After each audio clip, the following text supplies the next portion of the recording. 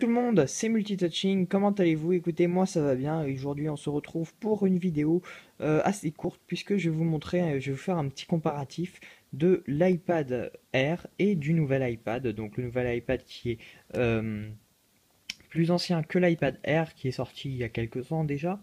Donc un petit comparatif sur la rapidité, la taille ou encore le poids de l'appareil. Donc vraiment une vidéo assez courte, mais pour vous informer des différences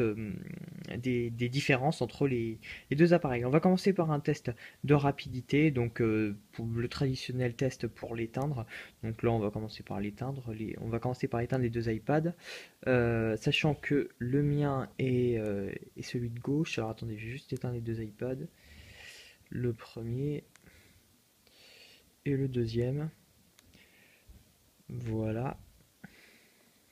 Voilà. Donc j'attends que les deux s'éteignent. Donc déjà on va voir, sachant que le nouvel iPad est largement parti avant l'iPad Air, donc ça se trouve c'est l'iPad Air qui va rattraper le nouvel iPad. Bon, sachant que le fait que lorsqu'on éteint varie énormément. Euh, ok, j'attends que les deux s'éteignent et on va voir ce que l'on peut faire. Voilà, donc même l'iPad Air s'est éteint avant le nouvel iPad. C'est un peu bizarre d'ailleurs. Je pense qu'il prend énormément de temps quand même à s'éteindre, sachant que les deux ne sont pas jailbreakés. Alors on va maintenant passer au test de rapidité ou de démarrage. Donc à 3, je vais appuyer donc sur les deux boutons simultanément. Alors 1, 2, 3. Voilà. Donc vous pouvez voir qu'il y a déjà un léger avantage à l'iPad Air et on va voir si ça se confirme par la suite. Normalement, ça devrait se confirmer, il n'y a pas de raison. Je sais que le nouvel iPad est doté d'un processeur A6, si je me souviens bien, alors que l'iPad Air est d'un processeur A7.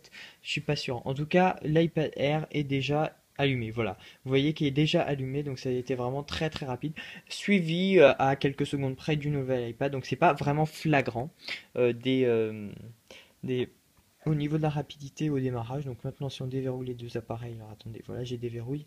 Et maintenant on va ouvrir une application qui va nous donner, je sais pas moi, qu'est-ce que je pourrais ouvrir comme application simultanément. On va ouvrir Eurosport. Donc je vais le faire. Donc un, 2, 3. Voilà. Donc comme vous pouvez le voir, c'est relativement pareil, hein. Sachant que bon, les images elles s'affichent pas parce que c'est lié au réseau, mais bon, il y a vraiment pas de grande différence au niveau des appareils. Maintenant, au niveau du poids et de la taille. Donc si on éteint les deux appareils et que l'on les met l'un posé sur l'autre, donc voilà, je vais faire ça comme ça. Voilà.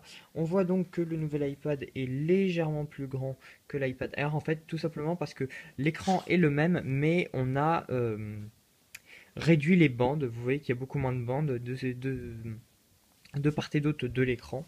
Donc c'est en ça que réside la principale différence entre les deux appareils. Après, au niveau de l'épaisseur de l'iPad Air, il est légèrement supérieure à celle du nouvel iPad.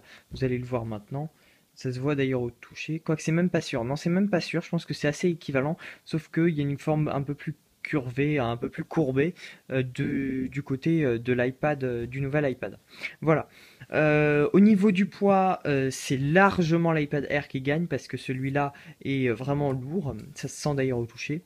Euh, donc écoutez, c'est à peu près tout ce que j'ai à vous dire. Au niveau qualité photo, je peux pas vous le montrer en vidéo puisque je fais cette vidéo assez, je dirais pas à l'arrache, mais en fait c'est parce que j'ai pas d'autres vidéos à vous sortir en ce moment, sachant que j'ai toujours la vidéo pour vous montrer comment démonter son bouton Home sur mon ordinateur, mais je peux toujours pas vous la sortir pour cause de connexion. Alors après on va voir la rapidité en jeu, puisque c'est pour le coup une une caractéristique des deux iPads. Donc voilà, j'ai le même jeu, donc Angry Birds Go, qui est d'ailleurs un très bon jeu, je vous le conseille d'ailleurs.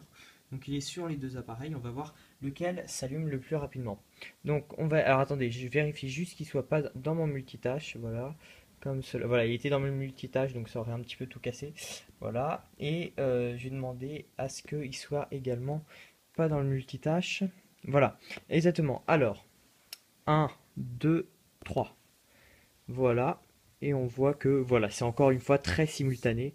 Mais voilà, léger avantage à l'iPad Air, mais bon, encore une fois, rien de très grave. Donc écoutez, maintenant si on y va, voilà. Voilà, donc en conclusion, ce sont quand même deux iPads qui a quand même un léger avantage à l'iPad Air, mais sans qu'il y ait d'énormes différences.